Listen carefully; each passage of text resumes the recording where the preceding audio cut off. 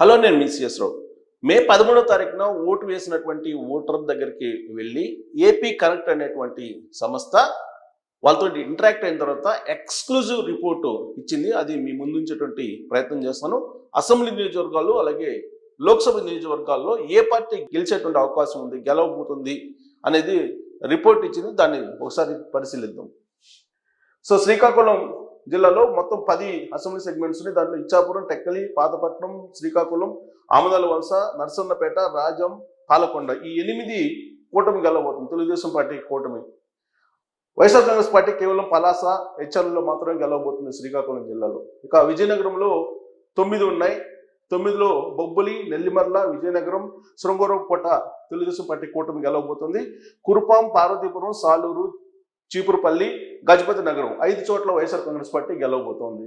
విశాఖపట్నం మొత్తం 15 assembly segments ఉన్నాయి. దాంట్లో Bheemili, Visakhapatnam east, Visakhapatnam south, Visakhapatnam north, Visakhapatnam west, Gajuwaka, Chodavaram, Anakapalli, Pendurthi ఈ 12 చోట్ల తెలుగుదేశం పార్టీ కూటమి గెలవబోతుంది.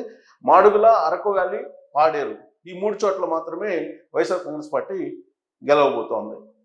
తెలుగుదేశం పార్టీ ఎలమంచిలి, పాయకరావుపేట, నర్సీపట్నం.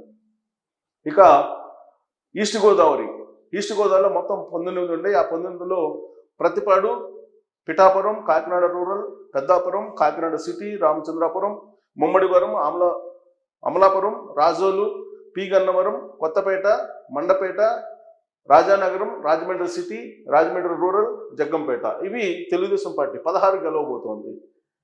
3 తుని, అనపర్తి, రంపచోడవరి 3 మాత్రమే వైఎస్ఆర్ కాంగ్రెస్ పార్టీ ఈస్ట్ గోదావరిలో గెలవబోతుంది.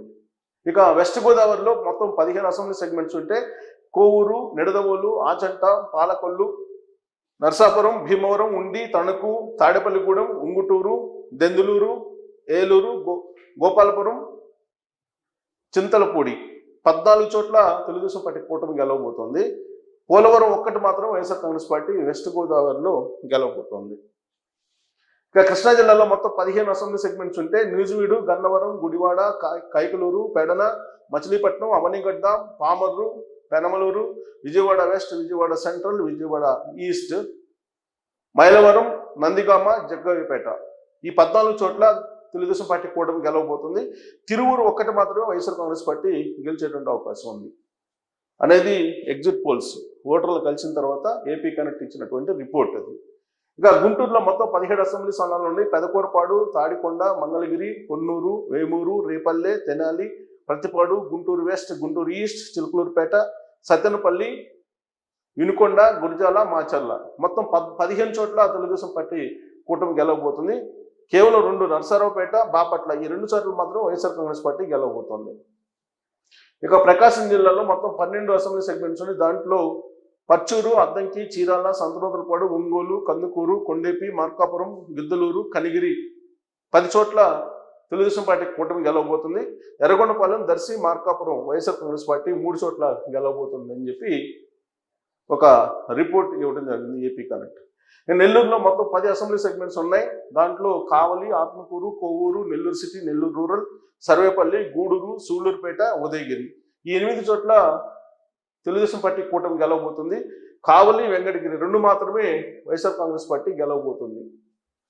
ఇక కడప మొత్తం 10 అసెంబ్లీ సెగ్మెంట్స్ ఉండి వాటిలో కడప, జమ్మలమడుగు, ప్రొద్దుటూరు, మైదుకూరు 4 చోట్ల తెలుగుదేశం పార్టీ కూటమి గెలవబోతుంది. బద్వేలు, రాజంపేట, కోడూరు, రాయచోటి, పులివెందుల, కమలాపురం 6 చోట్ల వైఎస్ఆర్ కాంగ్రెస్ పార్టీ గెలవబోతుంది. కర్నూలులో మొత్తం 14 అసెంబ్లీ సెగ్మెంట్స్ ఉన్నాయి. వాటిలో ఆళ్లగడ్డ, కర్నూలు, పత్తికొండ, కోడమూరు, ఎమ్మిగనూరు, ఆలూరు 6 చోట్ల తెలుగుదేశం పార్టీ కూటమి గెలవబోతుంది. శ్రీశైలం, నందికొట్కూరు, నంద్యాల, బనగానపల్లె, డోన్, పత్తికొండ, మంత్రాలయం, ఆదోని 8 చోట్ల వైఎస్ఆర్ కాంగ్రెస్ పార్టీ గెలవబోతోంది. ఇక అనంతపూర్లో మొత్తం 14 అసెంబ్లీ సెగ్మెంట్స్ ఉన్నాయి. వాటిలో రాయదుర్గ, ఉరవకొండ, తాడిపత్రి, సింగనమల, అనంతపురం అర్బన్, కళ్యాణదుర్గ, రాప్తాడు, హిందూపూర్, పెనుగొండ, పుట్టపర్తి మొత్తం 10 చోట్ల తెలుగుదేశం పార్టీ కూటమి గెలవబోతుంది. గుంతకల్, మడకసిర, ధర్మవరం, కదిరి 4 చోట్ల వైఎస్ఆర్ కాంగ్రెస్ పార్టీ గెలిచే అవకాశం ఉందని చెప్పి ఏపీ కనెక్ట్ అభిప్రాయపడుతుంది. ఇక చిత్తూరులో మొత్తం 14 అసెంబ్లీ సెగ్మెంట్స్ ఉన్నాయి. వాటిలో తమ్మలపల్లి, పీలేరు, తిరుపతి, శ్రీకాళహస్తి, నగరి, చిత్తూరు, పూతలపట్టు, పలమనేరు, కుప్పం ఈ 9 చోట్ల తెలుగుదేశం పార్టీ కూటమి గెలవబోతుంది. మదనపల్లె, పుంగనూరు, చంద్రగిరి, సత్యవేడు, గంగాధర్ నెల్లూరు ఈ 5 చోట్ల వైఎస్ఆర్ కాంగ్రెస్ పార్టీ గెలవబోతుందని చెప్పి ఆ సంస్థ ఒక అంచనాకి వస్తుంది. ఇక లోక్సభ తీసుకుంటే మొత్తం 25 లోక్సభ స్థానాలు ఉంటే వాటిల్లో శ్రీకాకుళం, విజయనగరం, విశాఖపట్నం, అనకాపల్లి, కాకినాడ, రాజమండ్రి, అమలాపురం, నర్సాపూర్, ఏలూరు, మచిలీపట్నం, విజయవాడ, గుంటూరు, నర్సరావుపేట, బాపట్ల అంటే 20 చోట్ల తెలుగుదేశం పార్టీ కూటమి ఒంగోలు, నెల్లూరు, తిరుపతి, చిత్తూరు, అనంతపూర్, హిందూపూర్ మొత్తం 20 చోట్ల తెలుగుదేశం పార్టీ కూటమి గెలవబోతుంది. ఇంకా అరకు, కడప, రాజంపేట, నంద్యాల, కర్నూలు 5 చోట్ల వైఎస్ఆర్ కాంగ్రెస్ పార్టీ గెలిచేటువంటి అవకాశం ఉంది లోక్సభ స్థానాలను. సో మొత్తం కనుక చూస్తే సమాప్ చేస్తే కనుక 130 మంది ఎమ్మెల్యేలు తెలుగుదేశం పార్టీ కూటమి గెలవబోతుంది. 20 మంది ఎంపీలని చేజిక్కించుకోబోతుంది ఓవరాల్గా. అదే వైఎస్ఆర్ కాంగ్రెస్ పార్టీ కేవలం 45 ఎమ్మెల్యే స్థానాలు మాత్రమే గెలుచుకోబోతుంది. ఎంపీలు 5 గెలుచుకునేటువంటి అవకాశం ఉందని చెప్పి ఏపీ కనెక్ట్ ఇచ్చినటువంటి రిపోర్టు. ఓట్ షేర్ వచ్చేసి పార్టీలకి తెలుగుదేశం పార్టీ కూటమికి 51%, వైఎస్ఆర్ కాంగ్రెస్ పార్టీకి 42%, 5% కాంగ్రెస్ పార్టీకి, ఇతరులకి 2%. ఇది ఏపీ కనెక్ట్ ఇచ్చినటువంటి రిపోర్టు. సో ఈ రిపోర్ట్ని బట్టి చూస్తే ఓవరాల్గా జూన్ 4వ తారీఖున రాబోయేటువంటి ఫలితాలు కూడా సుమారుగా ఇలా ఉంటాయని చెప్పి అంచనా వేస్తూ ఉన్నారు ఏపీ కనెక్ట్ అనేటువంటి సంస్థ. ఎమ్మెల్యేలు 130 వచ్చే అవకాశం ఉంది తెలుగుదేశం పార్టీ కూటమికి, ఎంపీలు 20 వచ్చేటువంటి అవకాశం ఉంది. సో జూన్ 4 రిజల్ట్ మాత్రం ఖచ్చితంగా తెలుగుదేశం పార్టీ కూటమికి అనుకూలంగా ఉండబోతుందని చెప్పి ఏపీ కనెక్ట్ అంచనా వేస్తుంది. ఓటర్లు కలిసిన తర్వాత మే 11వ పోలింగ్ అయింది. 3 డేస్ తర్వాత వాళ్ళని కలిసి సెలెక్టెడ్గా వాళ్ళ ఒపీనియన్ తీసుకున్న తర్వాత ఇచ్చినటువంటి రిపోర్ట్ ఇది. సో ఈ రిపోర్ట్ని కనుక బేస్ చేసుకుంటే రాబోయేటువంటి రోజుల్లో జూన్ 4న ఒక వన్ సైడ్ ఎలక్షన్ వస్తే కనుక ఇంకా దాటే అవకాశం ఉంది. 130 నుంచి ఎమ్మెల్యేల సంఖ్య ఇంకా పెరిగే అవకాశం ఉంది. 20 నుంచి ఎంపీలు ఇంకా పెరిగే అవకాశం ఉంది తెలుగుదేశం పార్టీ కూటమికి. ఆంధ్రప్రదేశ్ ముఖ్యమంత్రి జగన్మోహన్ రెడ్డి చెప్తున్న విధంగా ఎట్టి పరిస్థితుల్లో కూడా 2019 కంటే మెరుగైనటువంటి ఫలితాలు వైఎస్ఆర్ కాంగ్రెస్ పార్టీకి వచ్చేటువంటి అవకాశమే లేదు. అయినప్పటికీ కూడా ఆయన ఆ విధంగా ఎందుకు స్టేట్మెంట్ ఇస్తున్నారంటే జూన్ 4వ తారీఖున కౌంటింగ్ జరగబోతుంది. ఆ రోజున పోలింగ్ ఏజెంట్లు ఎవరైతే ఉంటారో వాళ్ళు ఇంపార్టెంట్. ఎలక్షన్ కౌంటింగ్ ఏజెంట్లుగా కూడా వాళ్లే ఉంటారు. వాళ్ళు జారుకోకుండా ఉంటారని మాత్రమే అలాంటి స్టేట్మెంట్ ఇచ్చారు ఆయన అనేది చెప్పొచ్చు. అంతేకాదు వాళ్ళకు సంబంధించినటువంటి బ్లూ మీడియాలో ఉన్నటువంటి కొంతమంది జర్నలిస్టులు పందాలు కాయద్దు, బెట్టింగ్స్కు దూరంగా ఉండండి అని చెప్పి చెప్తూ ఉన్నారు. మంత్రి బొత్స సత్యనారాయణ కూడా అదే చెప్తూ ఉన్నారు, పందాలు కాయద్దు అని చెప్పి.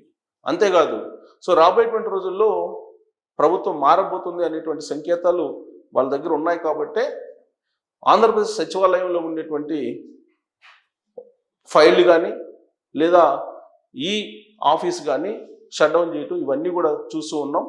కాబట్టి ఈ సంకేతాలన్నీ కూడా ప్రభుత్వం మారబోతుందని చెప్పడానికి ఒక ఉదాహరణ. దానికి బలం చేకూరేలా ఏపీ కనెక్ట్ ఇచ్చినటువంటి ఒపీనియన్ రిపోర్ట్ కూడా అలానే ఉంది. ఈ తాజా రిపోర్ట్ ఎక్స్క్లూజివ్ రిపోర్ట్ ఇవ్వడం జరిగింది. ఆ ఎక్స్క్లూజివ్ రిపోర్ట్ ప్రకారం 130 ఎమ్మెల్యేలతోటి కూటమి ప్రభుత్వాన్ని ఏర్పాటు చేయబోతోంది. అలాగే 20కి పైగా ఎంపీలతోటి కేంద్రంలో కూడా కీలకం కాబోతుందని చెప్పి అంచనా వేస్తుంది. సో ఈ అంచనాల మీద మీ అభిప్రాయాలు కూడా తెలియజేయచ్చు. Thank you very much.